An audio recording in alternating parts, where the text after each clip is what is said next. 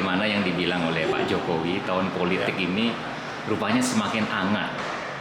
Mau adem kayaknya masih belum bisa ini, hangat. Tapi kata Pak Jokowi, kalau hangat bolehlah, katanya, asal jangan panas. Namun orang merespon kejadian kemarin itu, berpindahnya, hijrahnya Caimin bersama koalisinya Prabowo ke koalisi perubahan, mengakibatkan koalisi perubahan benar-benar berubah ini. Karena Caimin sudah dipinang oleh Anies Baswedan, katakanlah begitu, atau mungkin Surya Paloh. Demokrat jadi mutung ini, keluar.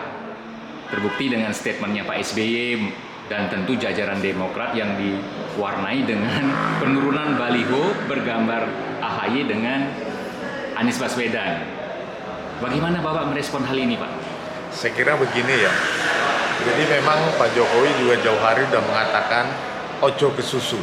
Jadi falsafah Jawa ini memang tepat sekali, karena setiap suatu tindakan diambil dengan terburu-buru itu akan menghasilkan hasil yang kurang baik. Ya contohnya mungkin dari koalisi yang dulu dibentuk oleh Nasdem, itu dengan bergabungnya Anies dan ada beberapa partai politik yang mengikutinya, dan ibaratnya awalnya mungkin itu udah kelihatan solid bahwa Anies akan memilih wakil presiden mungkin dengan AHY, tapi ternyata di detik-detik terakhir pada saat beberapa hari ini yang dipinang malah justru Caimin. Tetapi itu pun tidak akan merubah konstelasi politik nantinya, karena mengingat pemilu ini masih beberapa bulan lagi dan bisa berubah lagi, karena sifat dari politik itu dinamis, bisa ada perubahan-perubahan yang kadang-kadang kita tidak terpikirkan, tapi justru pada last minute itu akan terjadi perubahan.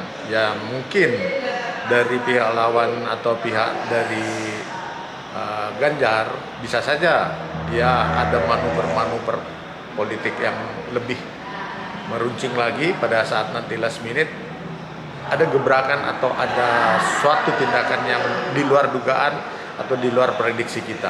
Ini kan yang menarik nih Pak, karena kalau nggak salah tanggal 25 Agustus itu Anies Baswedan tuh mengirim surat cinta kepada AHY atau surat lamaran lah, bahwa AHY lah yang dipinang sebagai calon wakil presiden.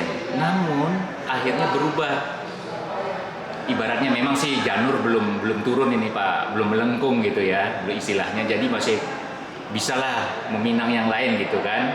Betul. Ternyata Caimin ini. Nah, dengan masuknya Caimin dalam koalisi perubahan ini, apakah bisa Caimin ini sebagai bakal cawapres ini pada Pilpres nanti akan mendongkrak? Saya kira begini. Akan mendongkrak ini Anies Betul. Baswedan. Saya kira gini, elektabilitas seseorang itu mungkin didukung oleh partai. Kita melihat dari pihak Nasdem ataupun Anies, itu dia mencari sosok figur wapres itu yang mempunyai dukungan, terutama dukungan partai, itu mana yang lebih besar.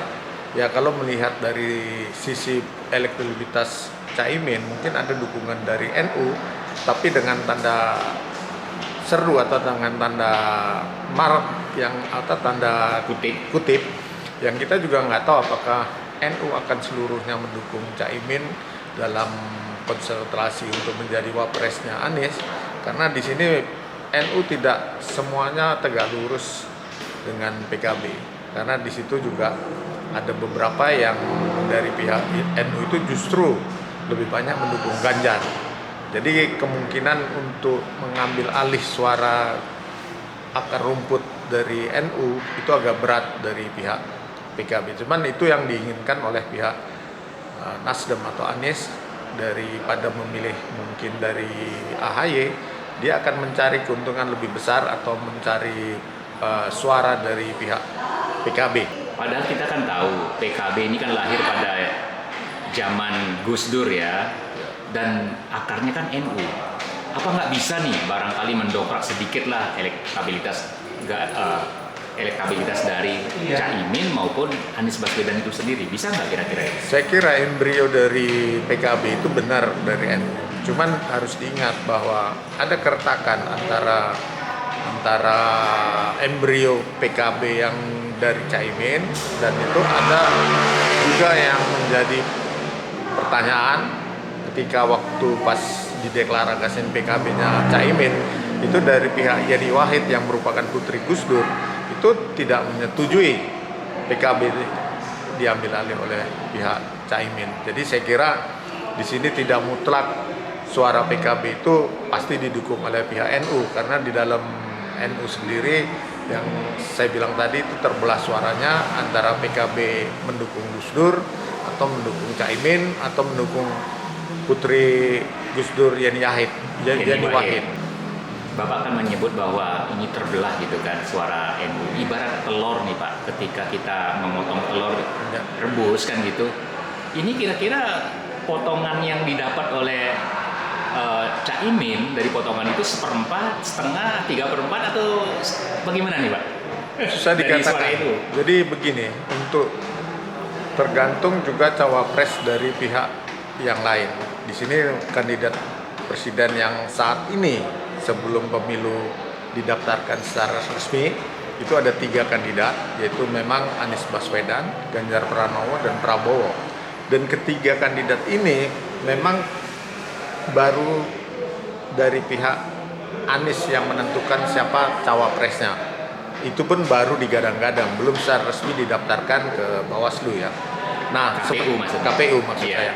Nah, sementara dari pihak Prabowo maupun dari pihak Ganjar itu belum menentukan siapa calon wakil presidennya. Bila mana nanti telah ditentukan siapa-siapa calon wakil presiden baik dari Ganjar maupun dari Prabowo, itu akan jauh lebih menentukan peta koalisi politik. Karena bagaimanapun ini hanya satu pihak saja atau satu kandidat saja yang sudah ya menyatakan untuk menunjuk calon wakil presiden. Begitu nanti ada 2 kandidat lagi itu telah menentukan calon wakil presidennya, tentu konstelasi politik itu akan berubah. Bisa saja kandidat-kandidat presiden seperti Erick Thohir atau mungkin juga dari Andika Perkasa ataupun mungkin dari Yeni Wahid ataupun mungkin siapa tahu underdog yang tiba-tiba muncul yang tidak kita Wah, perkirakan. ini menarik nih, bakal ada underdog ini. Betul, justru itu akan Kuda hitam menentukan gitu akan menentukan elektabilitas dari masing-masing peserta pemilu itu. Jadi menurut Bapak, faktor dari calon RI2 ini, bakal cawapres ini juga akan mempengaruhi kandidat capres itu sendiri. Betul, sangat menentukan. Inilah satu-satunya pemilu yang ditentukan kemenangan atau elektabilitas suatu partai atau suatu kandidat presiden itu akan menaik justru pemilu di tahun 2024 ini. Karena calon wapres lah yang menentukan kemenangan untuk menjadi presiden tahun 2024. Mungkin pemilu-pemilu sebelumnya ditentukan oleh calon presidennya, tapi di tahun 2024 ini justru dari calon wakil presidennya yang sangat menentukan. Wah, ini menarik ini karena 2014 kita lihat ya, juga 2019 faktor Prabowo dan faktor Jokowi itu menentukan suara yang akan masuk ke kotak suara begitu ya. Sekali lagi Pak Jokowi selalu mengatakan ojo ke susu, karena di sini memang banyak kandidat atau wakil presiden yang harus dipilih nantinya itu mempunyai background yang sangat baik. Contohnya Erick Thohir, dia mempunyai kekuatan di bidang ekonomi, dia memang skillnya di bidang ekonomi cukup bagus. Kemudian mungkin ada Andika Perkasa, dia wawasan nasional dan nasionalisnya tinggi sekali, backgroundnya tentara. Dan kemudian ada Yeni Wahid yang mungkin juga dia merupakan basis NU yang pasti kuat didukung NU.